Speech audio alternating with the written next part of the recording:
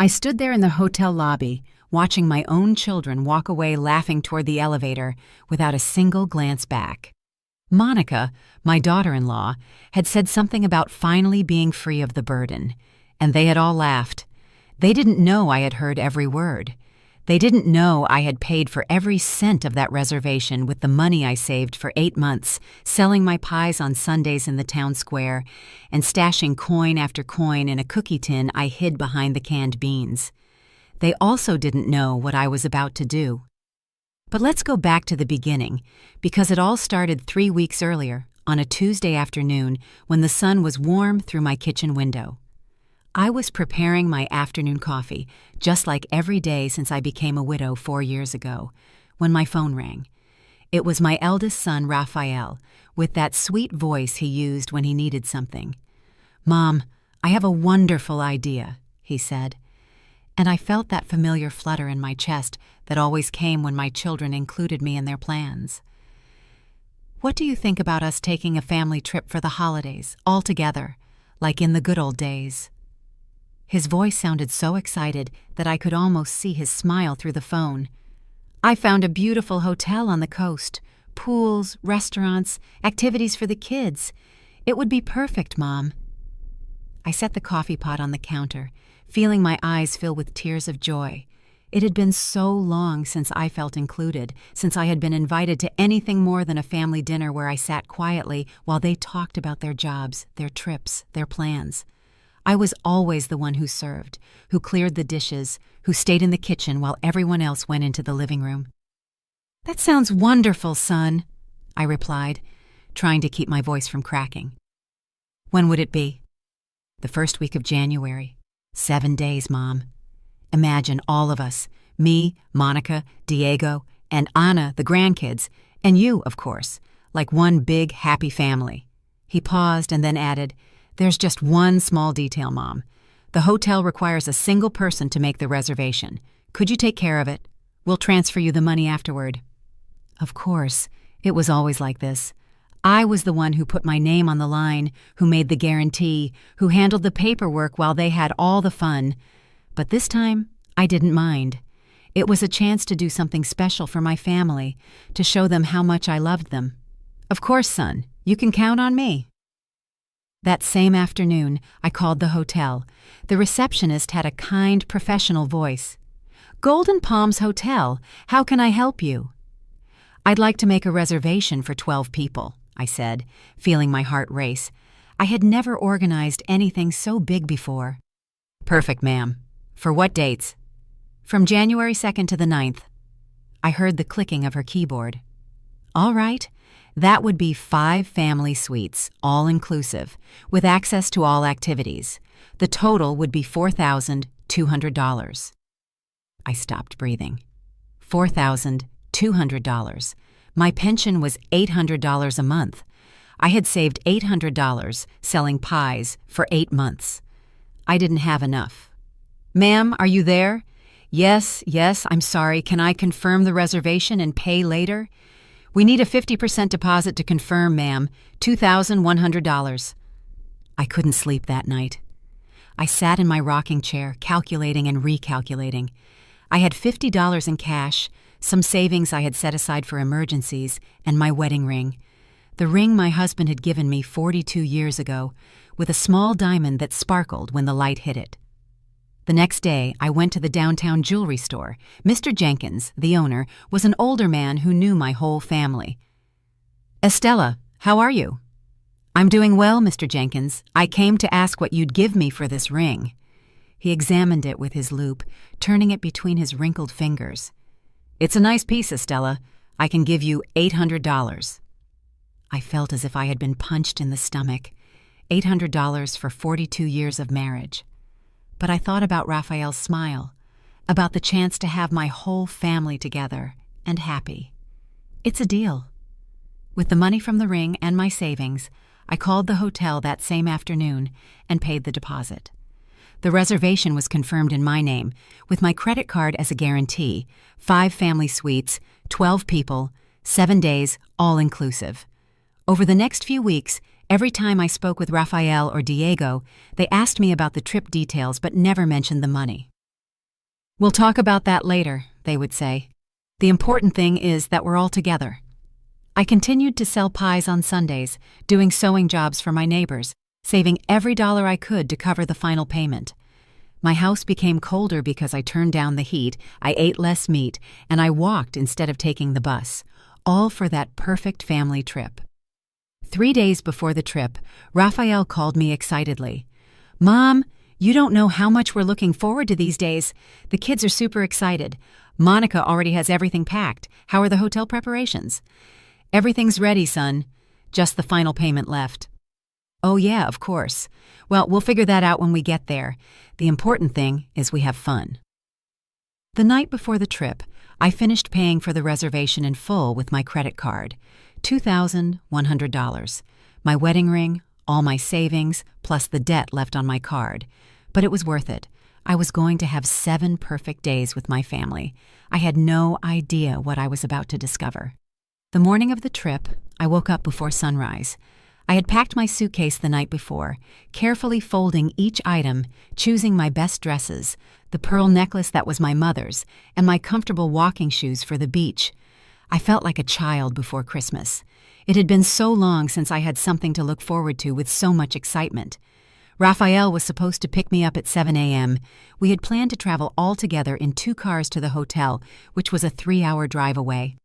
I put on my light blue dress, the one Diego always said made me look younger, and carefully put on some makeup. I wanted to look good for the family photos we would surely take. At 7:30, Raphael honked from the street. I grabbed my suitcase, locked the door, and walked to the car with a smile I couldn't wipe off my face. In the passenger seat, Monica, my daughter-in-law, was looking at her phone. In the back, my 2 youngest grandkids were playing on a tablet. "Good morning, family," I said as I got into the car, but only the kids replied with a "Hi, Grandma." Distracted, Monica barely looked up for a second and mumbled something that sounded like a greeting. Raphael started the engine. "Are you ready for a perfect family vacation?" I asked, trying to start a cheerful conversation. "Yes, Mom," Raphael replied, but his voice sounded tired. "Monica, did you text Anna so they can follow us? They've already left. Diego drives like a turtle, so we'll probably get there before them," Monica answered without looking up from her phone. During the drive, I tried to talk several times. I asked them about Raphael's work, about their plans for the hotel, about whether the kids knew how to swim. The answers were monosyllabic, sighs and half smiles that quickly faded. Monica kept texting, and every now and then she laughed at something she read on her screen. "Is it very funny?" I asked once, trying to be part of whatever was keeping her so entertained. "It's my friend's group chat," she answered without looking at me. "Things you wouldn't understand." I was quiet after that, staring out the window at the passing fields, the small houses, the trees that were just beginning to change color. I thought about all the pies I had sold to pay for this trip, about the nights I had stayed up sewing to earn a few extra dollars, about my wedding ring, which was now in a jewelry store's safe. When we arrived at the hotel, my breath caught in my throat. It was even more beautiful than I had imagined from the photos online. Tall palm trees swayed in the ocean breeze. The gardens were perfectly manicured with flowers of every color. The white facade of the building gleamed under the midday sun. The entrance had water fountains that made a relaxing sound, and I could hear the ocean in the distance. "What a beautiful place!" I exclaimed, feeling my chest swell with happiness. "I can't believe we're here." The kids jumped out of the car, excited, and ran toward the entrance. Raphael and Monica began to take the suitcases out of the trunk. At that moment, the second car arrived with Diego, Anna, and the rest of the family. My 17-year-old granddaughter, Mariana, was the only one who came to hug me. "Grandma, this place is incredible," she said, her eyes shining with excitement. "Did you see the pool? It's huge, and they say they have nightly activities and themed restaurants." "I know, honey. It's going to be a wonderful week," I replied, stroking her hair. At least someone shared my enthusiasm. We all went into the lobby, and I headed to the reception desk. It was a spacious and elegant area with marble floors that reflected the light from the crystal lamps, white leather sofas, and tropical plants in huge pots. The air smelled of fresh flowers and ocean breeze. Good morning, I said to the receptionist, a young woman with a kind smile.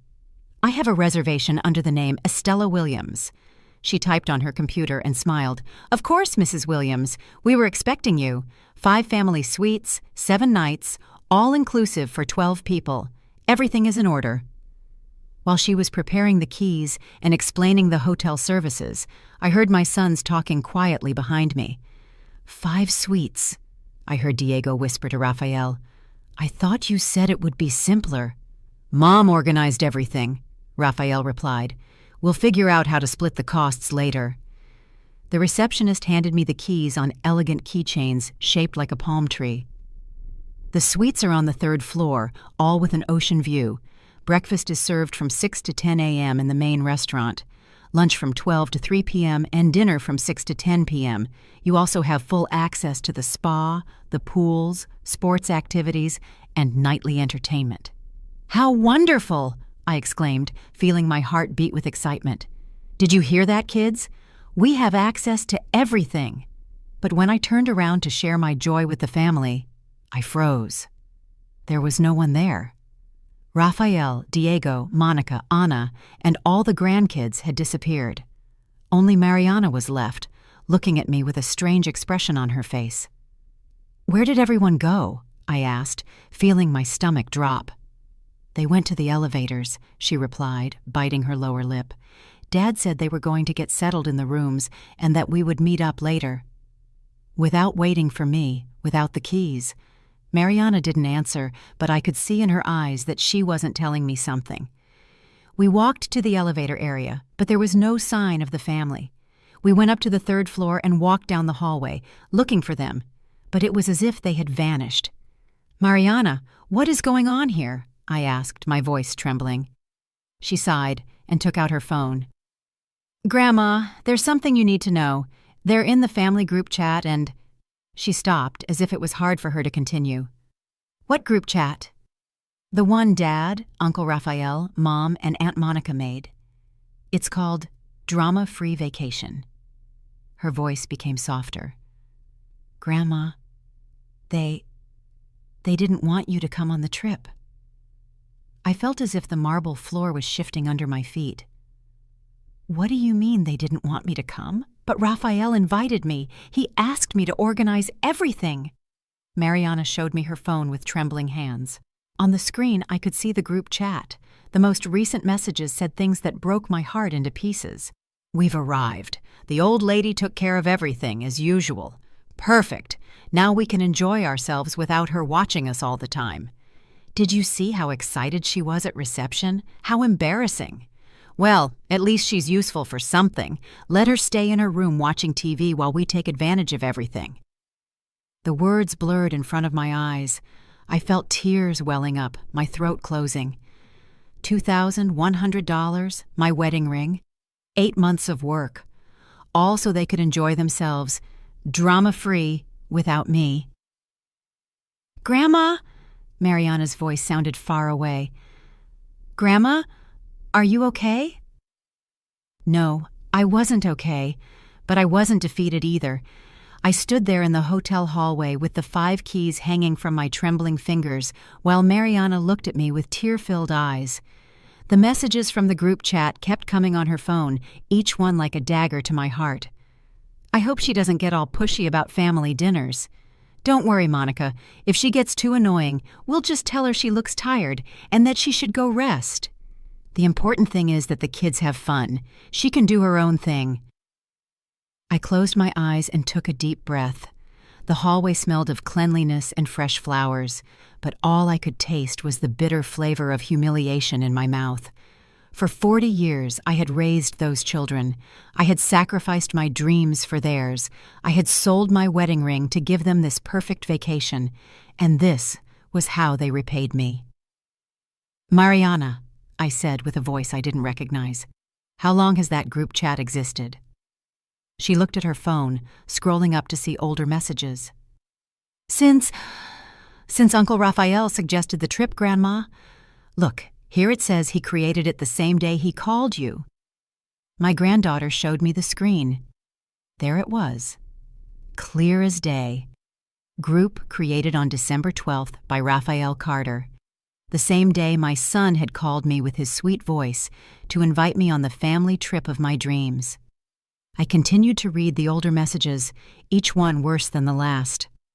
I already talked to Mom. She fell for the whole story. She's sure she'll be able to organize it. You know how she is with technology. It doesn't matter. If she messes up, we'll fix it. The important thing is, she pays. Great. A free vacation with no family drama. Just so we're clear, no all-together activities, everyone for themselves. The words became blurry from the tears I could no longer hold back. But there was something else, more recent messages that made me understand the magnitude of their betrayal. Did you confirm that the hotel allows changes to the reservation? Yeah. Diego asked at reception. Since it's under Mom's name, she can make changes. Perfect. Tomorrow we'll convince her to transfer the rooms to our names just in case. And on the last day, we'll tell her there was a billing error and that the hotel needs someone else to take care of the payment. There it was. Not only had they planned to ignore me during the trip, but they also intended to leave me with the entire debt at the end. They had used me to organize and pay for their perfect vacation, and then they planned to abandon me with the bill. Grandma, Mariana gently touched my arm. What are you going to do? That question echoed in my mind. What was I going to do? The old Estella would have cried in silence, swallowed the humiliation, and pretended she hadn't seen anything. She would have spent the 7 days locked in her room, ordering room service so as not to bother the family in the restaurants, watching TV while they enjoyed the pool, the spa, and the nightly activities that I had paid for. But something had changed inside me.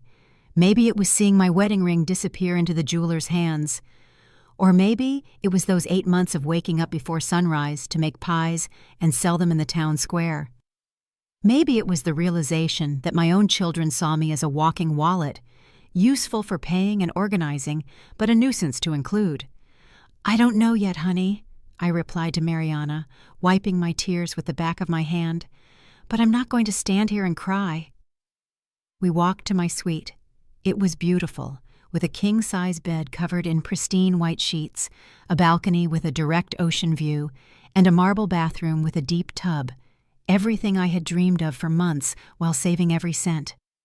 But now it felt empty, like a stage set for a play where I was just the financier, not the star. I sat on the bed, and Mariana stood by the window, looking out at the beach where I could already see some family members. Raphael and Diego were in the pool with their kids. Monica and Anna were having cocktails under an umbrella. They were all laughing and enjoying themselves as if nothing had happened. You know what hurts the most? I said to Mariana. It's not the money, or even the fact that they lied to me. It's that I thought we were finally going to be a real family, that we were going to make beautiful memories together. Mariana turned around, and I saw that her eyes were red. Grandma, I tried to tell them it was wrong. When Dad added me to the group, I told them it wasn't fair to you, but they said I didn't understand, that sometimes adults have to make difficult decisions. Difficult decisions. That's what I was to them, a difficult decision. At that moment, my phone rang. It was a message from Raphael. Mom, we've settled in. We're going to have lunch at the beach restaurant.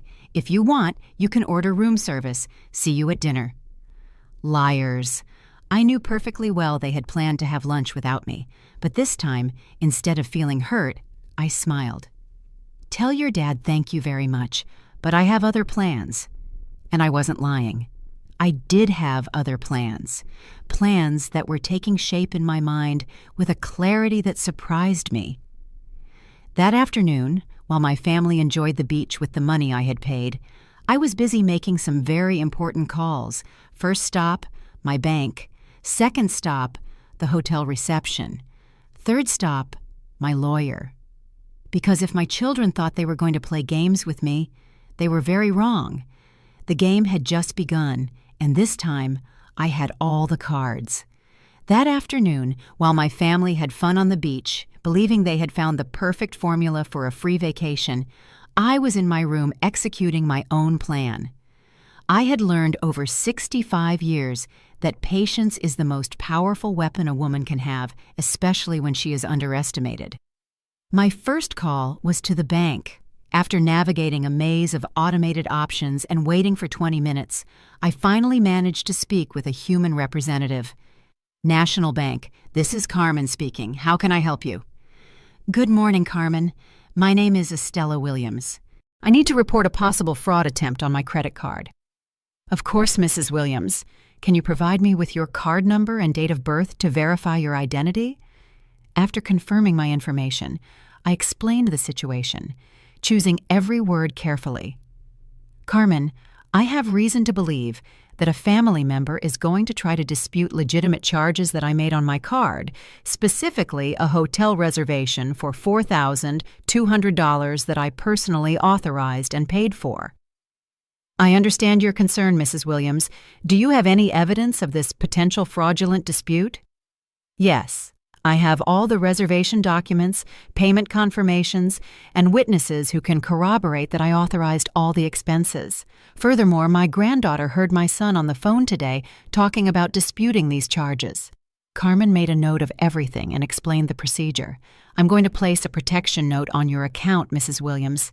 If anyone tries to dispute these charges, an automatic investigation will be triggered, which will require substantial evidence of actual fraud. And in the meantime, the charges will remain valid until proven otherwise. I'm also going to email you a form to document everything related to this potential family fraud attempt. After hanging up with the bank, I felt as though I had won the first battle of a war that had just begun, but I needed more ammunition. My second call was to the hotel reception. Good afternoon. Could I please speak with the manager? 5 minutes later, a man with a kind voice introduced himself. Mrs. Williams, I'm Miguel Anderson, the hotel manager. The receptionist tells me you wanted to speak with me. Yes, Mr. Anderson. I have a delicate family situation, and I need to make sure certain information is officially registered. I explained that I had paid for the full reservation as a surprise for my family, but had discovered they planned to dispute the charges fraudulently. I understand perfectly, Mrs. Williams. Unfortunately, this is not the first time we've seen these family situations. What would you like us to do?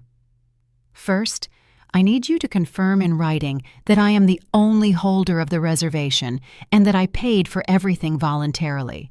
Second, if anyone in my family tries to make changes without my presence, I want you to contact me immediately. Of course, ma'am. I will send an official letter confirming all the details of your reservation and payment. I am also going to instruct all the reception staff about the situation.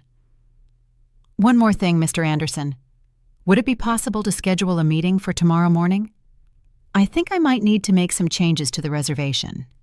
Of course. Is 9 a.m. a good time for you? Perfect. My third call was the most important.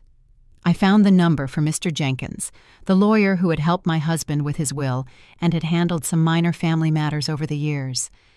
Jenkins & Associates, good afternoon. Good afternoon. Is Mr. Jenkins in? This is Estella Williams. Mrs. Williams, it's a pleasure to hear from you. Mr. Jenkins is with a client, but I can interrupt him if it's urgent. It's urgent. 3 minutes later, the familiar voice of Mr. Jenkins filled the phone. Estella, how are you? Is everything okay? No, Mr. Jenkins, nothing is okay. I need urgent legal advice. I told him the whole story. The trip, the group chat messages, the plan to dispute the charges, everything. Mr. Jenkins listened without interrupting, making occasional sounds of disapproval.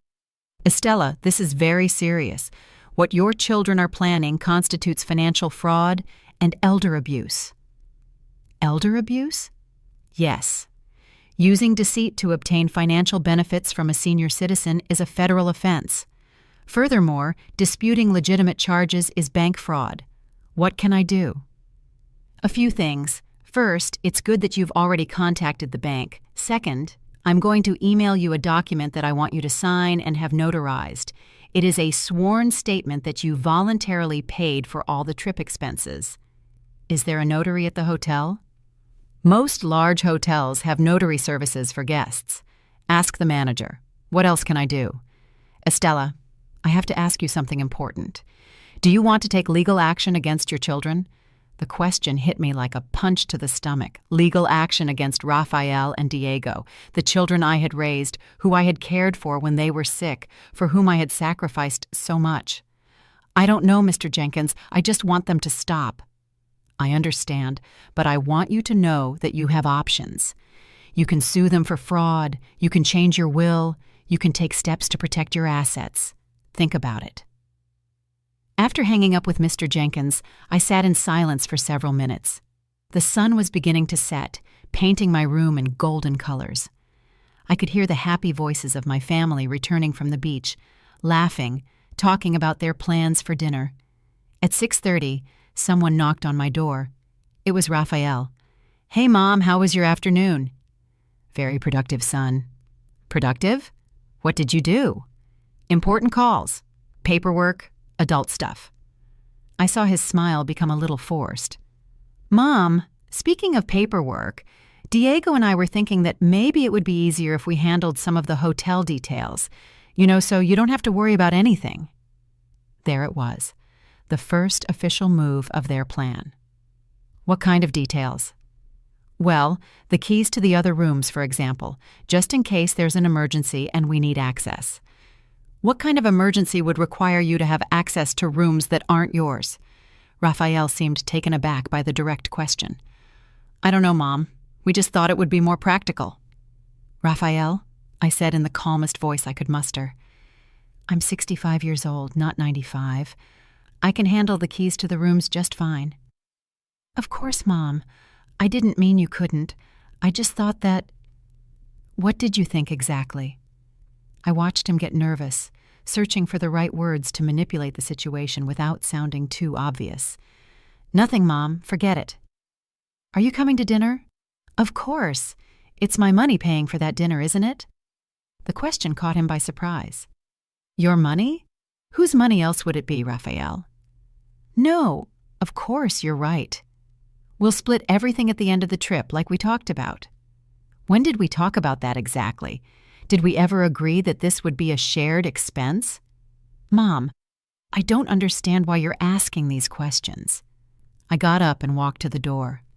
"Let's go to dinner, son. I'm hungry." As we walked to the elevator, I could feel his confusion.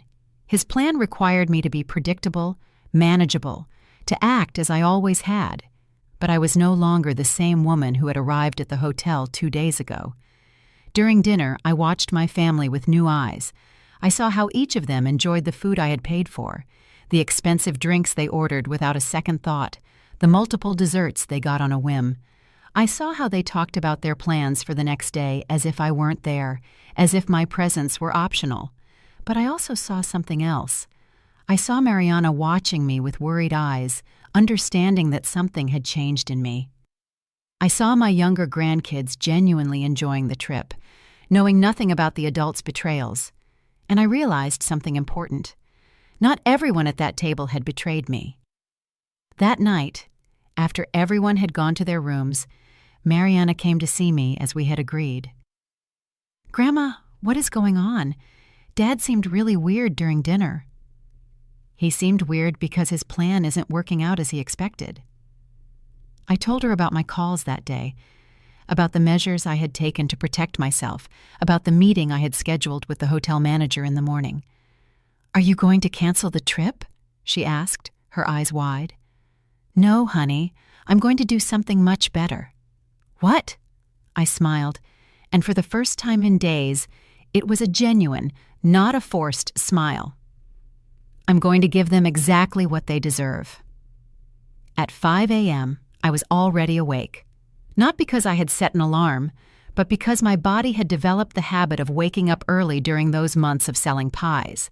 But this time, instead of feeling the familiar weight of exhaustion and obligation, I felt a strange sense of energy I hadn't felt in years. Today was the day everything would change. I took a shower calmly, put on my best outfit, the navy blue suit I had bought for my husband's funeral, but had never had an opportunity to wear on an important occasion, and went down to the restaurant. It was 6:30, and the place was almost empty. Perfect. I needed quiet to review my notes one more time. As I sipped my coffee and looked over the documents Mr. Jenkins had emailed me early in the morning, I saw Miguel Anderson, the hotel manager, come in.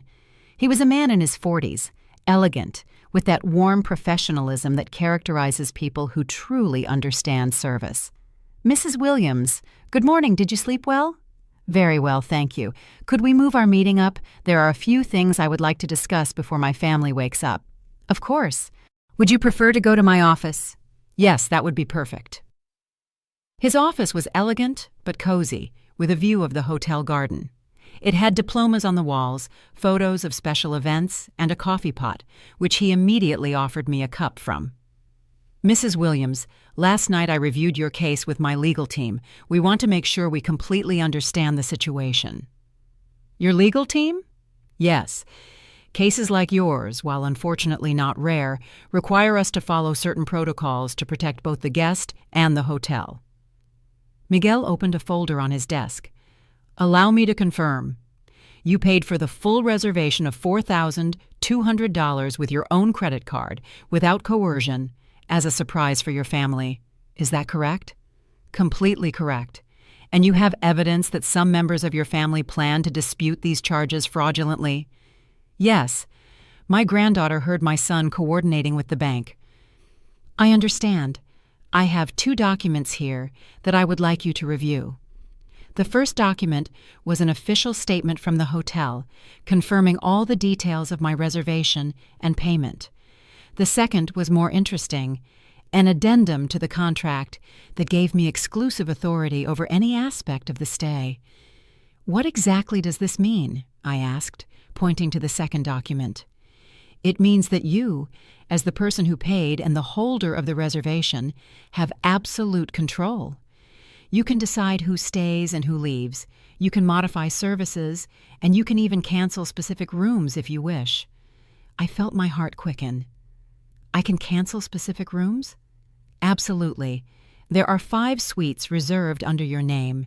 You can keep all 5, or you can cancel 1, 2, 3, or even 4 of them if you wish, and the people in those rooms would have to find alternative accommodation or leave the hotel." The idea began to take shape in my mind with crystal clear clarity. "Miguel, what's the checkout time?" "Normally at 12 noon, but we can be flexible depending on the circumstances." "And if someone needs to leave before that time, is that also possible?" "Yes." "Are you considering making changes to the reservation?" I was silent for a moment, looking out the window at the gardens where the groundskeepers had already started working. It was early, but the day promised to be beautiful, sunny, and perfect for the beach, the kind of day my family had planned to enjoy entirely at my expense. "Miguel, I want to make some changes, but I need them to be executed exactly as I'm about to explain." "Of course, I'm all ears." "I want to cancel 4 of the 5 suites." Miguel raised his eyebrows slightly but maintained his professional expression. "Which ones specifically?" I took out my notebook where I had written down the room numbers. "Suites 301, 302, 304, and 305. I want to keep only 303, which is mine." "Understood. And when do you want these cancellations to be effective?" "Today, but not immediately. First, I want you to block access to those rooms at 10 a.m. Their key cards will stop working. And then at 11 a.m., I want hotel staff to go to those suites to inform the guests that they must vacate the rooms before noon due to changes in the reservation." Miguel took notes as I spoke, not judging and completely professional. "Are there any specific instructions I should give to the staff?" "Yes, they should explain that the reservation holder, which is me, decided to modify the stay, that it is not the hotel's fault, but a personal decision of the person who paid for the reservation, and if they ask where they can find me to speak with me, you can tell them that I'm available in Suite 303, but only if they come to speak civilly. If there are shouts, threats, or disrespect toward the hotel staff, you have instructions to contact security." Miguel finished writing and looked at me with a mix of admiration and curiosity. "Mrs. Williams, may I ask what led you to this decision?" "Miguel, do you have a family?" "Yes, a wife and 2 young children." "Do you love them?" "Of course." "Would you do anything for them?" "Without a doubt." And what if they betrayed you? What if you found out they were using you, that they were embarrassed by you, that they planned to scam you? Miguel was silent for a moment. I think I understand. For 40 years, I raised my children. I fed them, clothed them, and cared for them when they were sick. I worked to give them an education. I sacrificed my dreams for theirs. And now, when I thought we could finally enjoy some time together as a family, I discover that they see me as a useful nuisance for paying bills. I'm so sorry, Mrs. Williams. Don't apologize, Miguel. This isn't sadness. This is liberation. I signed all the necessary documents, including the sworn statement that Mr. Jenkins had prepared. Miguel called a notary from the hotel who arrived in 10 minutes to make everything official. One last thing, I said to Miguel when we finished. Could you please have a cab ready for 12:30? For how many people? Just for 2, my granddaughter, Mariana, and me. Are you going to the airport? No, we're going to another hotel, one where we can truly enjoy a vacation. Miguel smiled for the first time during our meeting. It will be my pleasure to help you with that too. When I returned to my room, it was 8:30. My family was surely awake, planning another perfect day without including me, but this time, things would be different. I sat on the balcony with a cup of fresh coffee that I had ordered from room service and waited. At 9 o'clock, I would receive the first message from Mariana with the conversations from the secret group chat. At 10 o'clock, their keycards would stop working. At 11 o'clock, the hotel staff would knock on their doors, and for the first time in my life, I would be in complete control. My phone vibrated. It was a message from Raphael. Mom, we're going to breakfast. Are you coming? I replied, No thanks. I have other plans for today. What plans? You'll see, son. You'll see. I looked at my watch. It was 9:55. In 5 minutes, the countdown would begin. The moment my family would discover they had seriously underestimated the woman who had given them life. And honestly, I couldn't wait to see their faces. At exactly 10 o'clock, my phone vibrated with the first message from Mariana. It was a screenshot of the secret group chat sent just a few minutes earlier.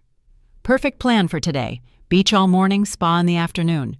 The old lady will surely stay in her room like yesterday. Great. After lunch, we'll talk to reception to get control of the other rooms. Did you confirm with the bank, Diego? Yes. The dispute process should be ready this afternoon. By tomorrow, we won't have to worry about the expenses anymore. Each message was another confirmation that I had made the right decision.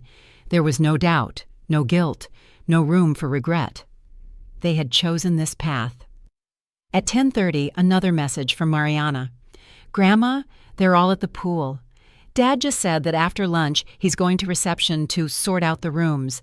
I also heard Aunt Monica say that today is the last day they have to pretend everything is fine. The last day they had to pretend, as if being with me was an unbearable performance that was finally coming to an end. I poured myself another cup of coffee and sat comfortably in the armchair by the balcony. From there, I could see the pool where my family was enjoying themselves. Raphael and Diego were in the water with some of the grandkids. Monica and Anna were having cocktails under an umbrella, all laughing, relaxed, happy, making the most of the vacation I had paid for, while they planned to betray me. At 10:55, my phone rang. It was Miguel. Mrs. Williams, the system is ready. In 2 minutes, the key cards for suites 301, 302, 304, and 305 will be deactivated. Perfect, Miguel. Is your staff ready for what's to come? Completely. We have the security team on standby, and we've already briefed the housekeepers on how to handle the situation with diplomacy, but firmness. Excellent. I'll see you in 1 hour. I looked at my watch. 9:58, 9:59, 10 o'clock. At that very moment, my family's key cards had just become useless pieces of plastic. They wouldn't be able to get into their rooms, access their belongings, or change their clothes, or take a shower after the pool. I waited. It didn't take long. At 10:07, I saw Anna get up from her chair by the pool and walk toward the elevators. She was probably going to get something from her room. At 10:11, my phone vibrated with an urgent message from Mariana. "Grandma, Mom is yelling at reception. She says her keycard isn't working." 3 minutes later, another message. "Now they're all there. Dad is very upset. The receptionist is explaining something to them, but I can't hear well from here." At 10:20, Raphael called me. His voice was tense, controlled, but I could hear the panic underneath. "Mom, there's a problem with the rooms. The keycards aren't working. Could you come down to reception to help us fix it?" "What kind of problem?" "We don't know. The receptionist says there's a change in the reservation, but that's impossible because no one has changed anything." "How strange," I replied with the most innocent voice I could muster. "Are you sure you haven't changed anything?" "Of course not, Mom. Could you come? We need to sort this out quickly because the kids want to go back to the rooms." "I'm a little busy right now, son, but don't worry. I'm sure it will be sorted out soon." "Busy with what?" "Important things." I hung up before he could respond. At 10:45, Mariana sent me another message. "Grandma, the hotel manager is talking to Dad and Uncle Raphael. They look very worried. Aunt Monica is arguing with a receptionist." At 10:58, my phone rang again. This time, it was Diego. "Mom, we need you to come to reception now. There's a very serious misunderstanding, and only you can fix it." "What kind of misunderstanding?" "The hotel says you canceled our rooms. That's ridiculous, right? Tell them it's a mistake." "Why would it be ridiculous, Diego?" "What do you mean, why? Because there's no reason for you to cancel our rooms." "There isn't?" There was a long silence on the other end of the line. "Mom, what's going on?" "I'm sure Miguel explained it to you very well." "Miguel? You know the manager?" "Of course. We had a very productive meeting this morning." Another silence. When Diego spoke again, his voice had changed completely. "Mom, you canceled our rooms." "Yes." "Why?" "Because I can." And I hung up. At exactly 11 o'clock from my balcony, I saw the hotel staff walking toward the pool area. There were 3 of them: Miguel, a woman who seemed to be from guest services, and a security guard in plain clothes. I saw them approach my family, how Miguel spoke with Raphael while pointing toward the hotel. I saw the expressions of shock, confusion, and then anger on my children's and daughters-in-law's faces. I saw how the grandkids, not understanding what was happening, went up to their parents looking for explanations. At 11:05, someone knocked on my door forcefully. It wasn't the polite knock of a social visit. It was hard, urgent, desperate knocking. I opened the door, and there they were, all 4 of them, Raphael, Diego, Monica, and Anna. Their faces were a collage of emotions: fury, confusion, panic, disbelief. Behind them in the hallway, I could see some of my grandkids waiting with their beach bags in their hands. "Can you tell me what the hell is going on?" Monica yelled before I could say a word. "Good morning to you too," I replied calmly, stepping aside so they could come in. "Don't give me that attitude, Estella," Monica continued. "The hotel says you canceled our rooms. It's ridiculous." "Why is it ridiculous?" "Because we're your family." "That's what I thought." Raphael stepped forward, trying to use his most conciliatory voice. "Mom, there's clearly a misunderstanding. Let's go down to reception and clear all of this up." "There is no misunderstanding, Raphael. I canceled your rooms because you are no longer welcome on my trip." "Your trip?" Anna looked genuinely confused. "I thought it was a family trip." "I thought so too, until I discovered that you don't consider me family." Diego frowned. "What are you talking about?" I took out my phone and showed them the screenshots of the secret group chat that Mariana had sent me. I watched their faces fall as they read their own messages. "This..."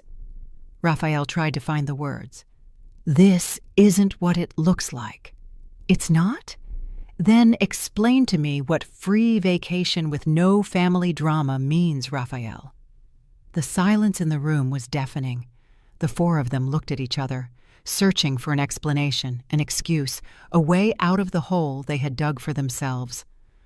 "Mom," Diego finally spoke, "I understand you're upset, but you can't leave us without rooms. We have small children." The same children you were going to keep away from me by hiring a nanny? And what about the bank, Diego? Have you already started the dispute of the charges? Diego's face went completely pale. How do you know? I know everything. I know about the group chat. I know about your plans to take control of the reservation away from me. I know about the fraudulent dispute you were planning to make with the bank. I know everything. Monica slumped into the armchair, covering her face with her hands. Anna looked as if she was going to be sick. Raphael and Diego stood in the middle of the room like children who had been caught stealing candy. So, I said in a voice that sounded strangely calm, even to me. Here are your options. You can take your things, which the hotel staff has already so kindly packed. You can call a taxi, and you can go find another hotel where you can pay for your own vacation. Or what? Raphael asked in a trembling voice. Oh, nothing. That's your only option. You can't do this, Monica yelled, getting up from the armchair. We're your family. You can't abandon us. I looked directly into the eyes of the woman who for years had tolerated my advice with fake smiles, who had talked behind my back, who had turned my son against me. Monica, I said with a calm that surprised me, who abandoned whom first? And in that moment, I saw in her eyes that she knew exactly what I was talking about. The war had ended before they even knew it had begun. The silence that followed my question was devastating. I could hear the air conditioner running, the distant voices of other guests in the hallway, the gentle sound of the waves reaching the beach. But in my room, the silence was so dense it seemed to have its own weight. Raphael was the first to try to recover. Mom, this is crazy. You can't be serious. Do I look like I'm joking? But the kids, what are the grandkids going to think? For the first time since this confrontation began, I felt a pang in my chest. My grandkids, the only innocents in this whole betrayal. The grandkids are going to think that their parents made very poor decisions, and now they have to face the consequences. You're destroying this family, Anna cried, tears streaming down her cheeks. No, Anna, this family destroyed itself when you decided that I was an obstacle instead of a valuable member. Diego came toward me with his hands out in a pleading gesture. Mom, please. I know we made mistakes, but we can fix it. We can talk now. You want to talk after months of planning this deception? It wasn't months, Raphael murmured. No? The group chat was created the same day you invited me on the trip, Raphael. The same day. I watched him collapse internally. There was no way to deny the evidence anymore. Okay, Monica said, standing up with an expression of fury she no longer tried to hide. You want to be the martyr? You want to have your dramatic moment? Fine, but don't expect us to come running back when you feel lonely again. Her words were designed to hurt me, to make me reconsider, to trigger that part of me that had always been afraid of being alone. Monica, I said, walking to the door and opening it. I would rather be alone than be accompanied by people who despise me. We don't despise you, Diego exclaimed. No? Then explain to me what getting rid of the burden and the last day we have to pretend everything is fine means. Diego opened his mouth to reply, but no sound came out. At that moment, Mariana appeared in the doorway. She had been waiting in the hallway with the other grandkids, but she looked clearly distressed. What's going on? She asked in a small voice. The kids don't understand why we have to leave. My heart broke a little more. This girl, my granddaughter, who had shown me the messages, who had been my ally in this discovery, now she would have to leave too. Mariana, I said softly, come here. She came closer, and I took her hands. Honey, your parents and I have very serious differences. They are going to have to leave the hotel. But why, Grandma? I looked at Diego, her father, wondering if he would finally have the courage to tell his own daughter the truth. Why? Diego said in a broken voice. Dad made some very big mistakes. Mariana looked at her father. Then she looked at me, and in her eyes, I saw a comprehension that went beyond her 17 years. Does it have to do with the group chat? Everyone froze.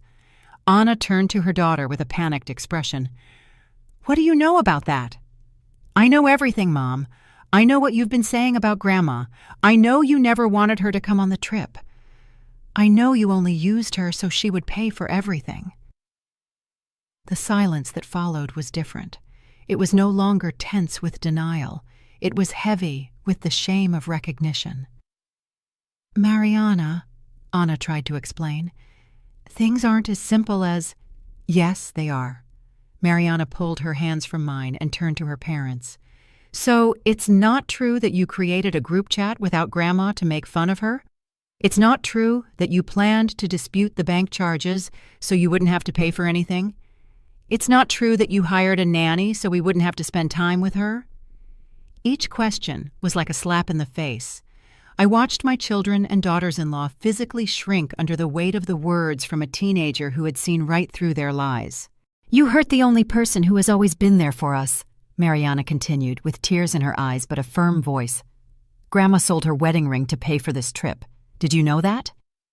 She sold Grandpa's ring? Raphael slumped into a chair as if his legs could no longer support him. You sold your ring?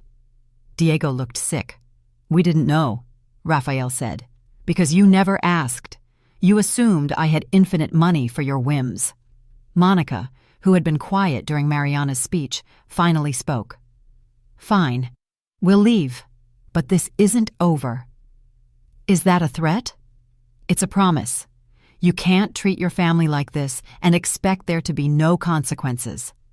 Monica, I said, walking toward her until we were face to face.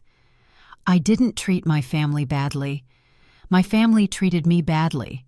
What's happening now are the consequences of your actions, not mine. Raphael got up from the chair. Mom, please, can we fix this? Can you? Can you what, Raphael? Erase the messages you wrote? Cancel the fraudulent dispute you started? Give back the respect you took from me? We can apologize.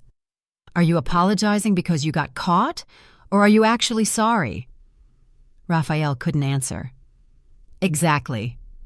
At that moment, Miguel gently knocked on the open door. Excuse the interruption, Mrs. Williams. The taxi is ready for the family. He looked toward my children. Your belongings are in the lobby. The hotel can help you find alternative accommodation if you need it. Thank you, Miguel. Taxi? Anna asked. Are you leaving too? Yes. Mariana and I are going to another hotel where we can truly enjoy the vacation I deserve. Mariana is going with you? Diego looked genuinely surprised. I looked at my granddaughter, who nodded firmly. Mariana is the only person in this family who treated me with respect and honesty. She's the only one who deserves to share this vacation with me. You can't take our daughter? Anna yelled. I'm not taking her. She's choosing to come with me. Mariana. Diego spoke directly to his daughter. You can't do this. We're your family. Dad. Mariana looked at him with an expression that mixed love and disappointment. Grandma is also our family, and you betrayed her. I can't be a part of that. It's only for a few days, I added. After that, she can decide if she wants to go back with you or not. This is kidnapping, Monica muttered. No, I said firmly. This is justice. Raphael came up to me one last time. Mom, if we leave like this, things will never be the same between us. Raphael, I placed my hand on his shoulder, and for a moment I saw the little boy he had been before he became the man who had chosen to betray me. Things were already never the same. You made sure of that. I picked up my suitcase, which I had packed that morning after my meeting with Miguel. Mariana already had hers ready. Where are you going? Diego asked in a defeated voice. To a place where I can be a grandmother without having to apologize for existing. We walked toward the door.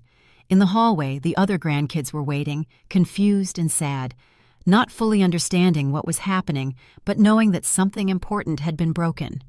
I knelt in front of them. I love you all very much, I said, and this isn't your fault. Someday when you're older, you'll understand why Grandma had to do this. Thomas, the The little 8-year-old hugged me tightly.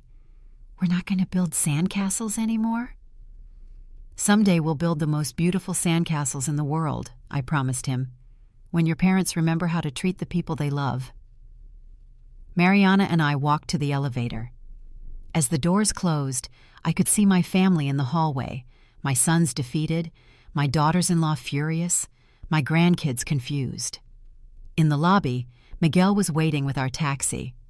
"Mrs. Williams," he said as the driver loaded our suitcases, "it has been an honor to meet you. What you did today took a lot of courage." "It wasn't courage, Miguel. It was survival." As the taxi drove away from the hotel, I looked out the back window. I could see my family at the entrance with their suitcases, probably calling other hotels, looking for a place to stay. "Do you regret it, Grandma?" Mariana asked me. I thought about the question as we watched the landscape go by. I thought about 40 years of motherhood, about sacrifices that were never acknowledged, about the love I had given without expecting anything in return, but that, in the end, had expected at least basic respect. "No," I finally replied. "I regret that it took me so long to value myself." The taxi was heading toward a small boutique hotel on the coast where I had made a reservation that morning, a place where a grandmother and her granddaughter could build sandcastles, enjoy quiet dinners, and remember what it meant to be a real family. For the first time in years, I felt free, and for the first time in my life, I had put my own needs first. It was terrifying and liberating at the same time, but mostly, it just felt right. Did you like my story, and which city are you listening from? Let's meet in the comments. If you liked the story, you can support me by sending a super thanks so I can keep bringing more stories like this. Thank you so much for your sweet support. I'm looking forward to your comments on the story. On the screen, you can see 2 new life stories that I highly recommend. There's so much more on my channel. Don't forget to subscribe. See you in the next life story with love and respect.